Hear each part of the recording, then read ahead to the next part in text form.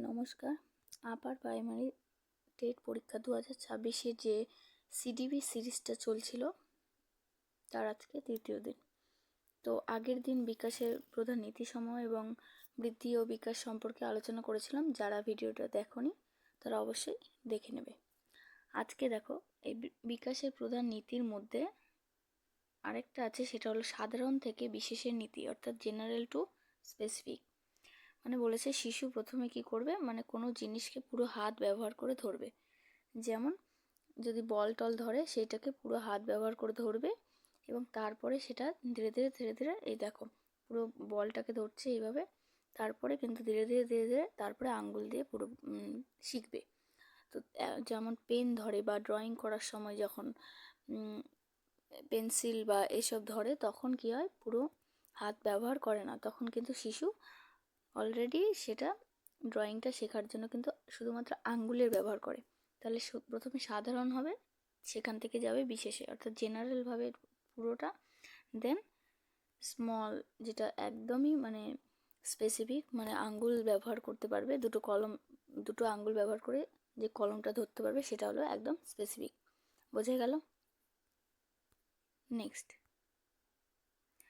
দেখো, মিথস্ক্রিয়ার নীতি, principal of interaction. আচ্ছা, ইন্টারাকশন মানে কি?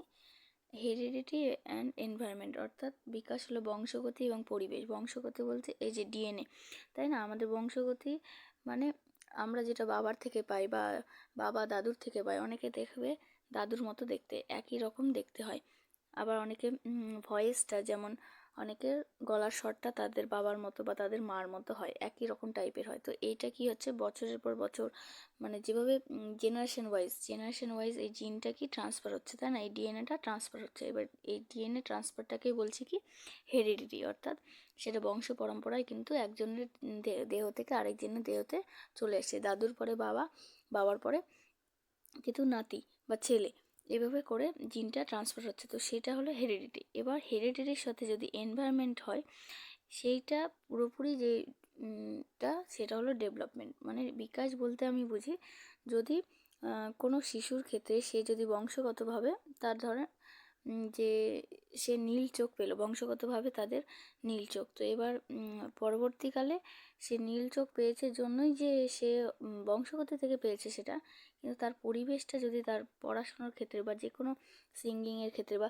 ট্যালেন্ট যেটা থাকছে, সেই ট্যালেন্টটা যদি তার ফ্যামিলি থেকে থাকে এবং পরবর্তীকালে তার সেই পরিবেশটা যদি পায় ঠিক, তাহলে কিন্তু সে গ্রো করবে। যদি ধরো একটা উদাহরণ দিই, সচিন তেন্ডুলকর। এবার সচিন তেন্ডুলকরের যদি তার হয়তো বংশ হিসাবে তিনি হয়তো ইয়েটা পেয়েছেন, ট্যালেন্টটা আছে তার মধ্যে, এত সুন্দর ক্রিকেটার হওয়ার। এবার তার পরিবেশটা যদি সঠিকভাবে তাকে যদি ট্রেনিংটা দেওয়া হয়, তাহলে ট্রেনিংটা দিলে কিন্তু তবে তিনি কিন্তু একদম খুব ভালো ক্রিকেটার হতে পারবেন বা হয়েছেন।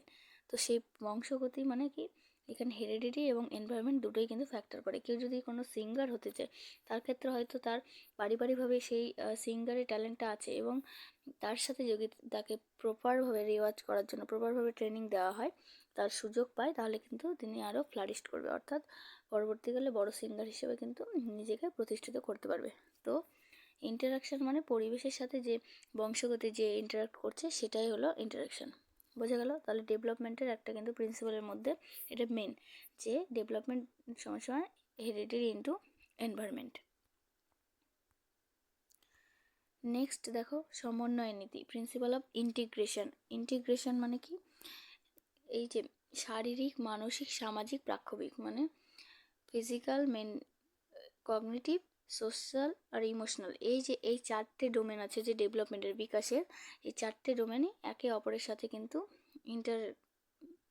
অ্যাক্ট করছে, অর্থাৎ ইন্টিগ্রেশন মানে একসাথে। কোনো শিশুর ক্ষেত্রে যদি হয়তো তার ফিজিক্যাল ডেভেলপমেন্ট অর্থাৎ শারীরিক দিক থেকে গ্রোথ ভালো বা খুব ভালোভাবে দৌড়াতে পারে, কিন্তু তার সাথে সাথে কিন্তু তার যদি সঠিকভাবে পুষ্টিটা না হয়, সঠিকভাবে সেই পরিবেশটা না পায়, তার হয়তো মানসিক দিকটা অনেকটা ক্ষেত্রে ডেভেলপ হচ্ছে না। এবার সে কিন্তু শারীরিক দিক থেকে হলেও মানসিকটা কিন্তু তার প্রভাব ফেলছে। এবার অনেক ক্ষেত্রে শিশুদের কোনো কারণে মন খারাপ হলো, এবার মন খারাপ হলেও তার কিন্তু ইমোশনাল যেটা প্রাক্ষবিক দিকটাও কিন্তু প্রভাব পড়ছে। এবার আর একটা উদাহরণ দিই সিম্পল, যে আমাদের অনেক সময় পড়াশোনার ক্ষেত্রে কিন্তু পড়ার মুড থাকে না, তাই না? মুডের উপর আমরা ডিপেন্ড করি। তো মুড যখন আমাদের সেই ইমোশনাল দিকটা ভালো নেই, তো আমাদের অটোমেটিক্যালি কিন্তু আমাদের কারোর সাথে কথা বলতে ইচ্ছে করে না, কারোর সাথে মিশতে ইচ্ছে করে না। তো আমাদের সামাজিক কিন্তু দিকটা কিন্তু ওখানে কিন্তু ঠিকঠাক ডেভেলপ হচ্ছে না, যে বাচ্চাটার মন খারাপ বা কারোর সাথে ঠিকঠাক কথা বলছে না, মেলামেশা করছে না। এবার তার সাথে সাথে ধীরে ধীরে খাওয়া দাওয়া অনেক ক্ষেত্রে অনেকে ডিপ্রেশনে চলে যায়। তো তাদের ক্ষেত্রে খাওয়া দাওয়াটাও ঠিকঠাক হচ্ছে না, তাহলে তার শারীরিক বিকাশ যেটা সেটাও বাধা পাচ্ছে। আবার তার সাথে সাথে মানসিক যেটা মেন্টালি, সে কিন্তু সঠিকভাবে ভাবতে পারছে না বা কী করবে, কীভাবে ডিসিশন নেবে, কেরিয়ার গোল এসব সম্পর্কে মানে ডিসিশন ঠিকঠাক নিতে পারছে না। তো একজনের শারীরিক থেকে মানসিক, সামাজিক, প্রেক্ষাপট সবগুলো কিন্তু প্রভাব ফেলে। তো ডেভেলপমেন্টের ক্ষেত্রে কিন্তু 4টে ডোমেনই কিন্তু একে অপরের সাথে যুক্ত, অর্থাৎ ইন্টিগ্রেট হয়ে আছে। তো একে অন্যটাকে প্রভাবিত করে। বোঝা গেল? নেক্সট দেখো, পূর্বাভাস যোগ্যতার নীতি, অর্থাৎ প্রিন্সিপাল অফ প্রেডিক্টিবিলিটি। মানে আমরা আগে থেকেই ডেভেলপমেন্টটা প্রেডিক্ট করতে পারি যে এতটা এতটা হবে। মানে কোনো শিশুর ক্ষেত্রে তার যদি সঠিক পরিবেশ পায়, সে সঠিকভাবে সেই জায়গাটাতে পৌঁছাতে পারবে। কোনো একটা, যেমন বললাম যে সিঙ্গারের ক্ষেত্রে, সিঙ্গারের যেমন ট্যালেন্ট আছে, কিন্তু যদি সঠিক পরিবেশ দেওয়া হয়, তো আমরা একটা আইডিয়া করতে পারি যে সে একটা ভালো জায়গায় সিঙ্গার হতে পারবে। কেউ যদি মেধাবী হয় ছোটো থেকেই, তাহলে তাকে আইডিয়া করা যাবে যে তার বিকাশটা কিন্তু মানে সে পরবর্তীকালে একটা ভালো স্টুডেন্ট হিসাবে ভালো জায়গায় কেরিয়ার করতে পারবে। তো এটা আমরা আগে থেকে পূর্বাভাস একটা, যেমন ওয়েদার রিপোর্ট, যেমন কোথাও ঝড় বৃষ্টি, কোথাও কি, এসব আগে থেকে যেমন পূর্বাভাস দেওয়া যায়, ডেভেলপমেন্টের ক্ষেত্রেও কিছুটা প্রেডিক্টেবল হয়। ওইভাবে বিকাশটা কিন্তু বলা যায় যে এটা এতদূর ডেভেলপ হতে পারে, এটাই। আর নেক্সট দেখো, বৃদ্ধি ও বিকাশের পার্থক্য। এবার বৃদ্ধি কী আর বিকাশ কী সেটা তো আগেই বলেছি। এখানে একটা টেবিল দেওয়া আছে, যেখানে বলেছে বৃদ্ধি যেটা হলো উচ্চতা বা ওজনের পরিবর্তন বা আয়তনের বা শরীরের আকার যেটা বোঝায়, মানে বাহ্যিক। আর বিকাশ যেটা মানসিক, সামাজিক, প্রাক্ষবিক, বৌদ্ধিক, যেটা ইন্টেলেকচুয়াল, এইসব পরিবর্তন। মানে বিকাশটা অলরেডি, বৃদ্ধি তো মানে বিকাশের মধ্যেই আসছে, কিন্তু তার সাথে এক্সট্রা যেটা গুণগত পরিবর্তন সেইটা কিন্তু বিকাশের মধ্যে আসছে। এবার বৃদ্ধিটা শুধুমাত্র শারীরিক আর জৈবিক, মানে বায়োলজিক্যাল প্রসেস হয়। আর বৃদ্ধিতে তো সবই থাকে, বিকাশে যে সবই থাকে, মানে বৃদ্ধি থাকে, তার সাথে সাথেও আরও যেটা ডেভেলপমেন্ট হয় সেটা। তো এবার বৃদ্ধিটা হলো পরিমাপযোগ্য, অর্থাৎ সেটাকে মাপা যায়, যেমন হাইট, ওয়েট আমরা মাপতে পারি, উচ্চতা, আয়তন। আর বিকাশটা হলো কোয়ান্টিটেটিভ এবং কোয়ালিটেটিভ। মানে অর্থাৎ যেহেতু বৃদ্ধিটা বিকাশের মধ্যে পড়ছে, তো যেই জায়গাগুলো মাপা যায় সেগুলো মাপা যায়, কিন্তু মানুষের যেটা মানসিক ক্ষমতা, সেটা কি মাপা যায়? মাপা যায় না। কতটা ভাবছে, কতটা কাজ করতে পারছে, সেই ক্ষমতাটা, মানসিক যেটা বা মাথার মধ্যে কি চলছে, সেই জিনিসগুলো কিন্তু আমরা মাপতে পারি না। তাহলে সেটা কোয়ালিটেটিভ, অর্থাৎ গুণগত।